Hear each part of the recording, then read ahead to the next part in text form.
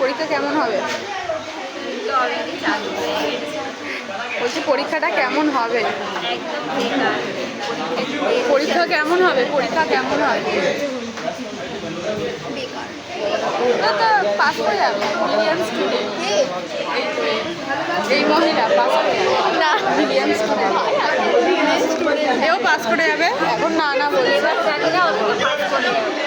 এখন না বলছে একটু পরেই দেখবো যে ঝোড়া ঝোড়া লিখছে, ঝোড়া ঝোড়া লিখছে, পাস করে যাবে না।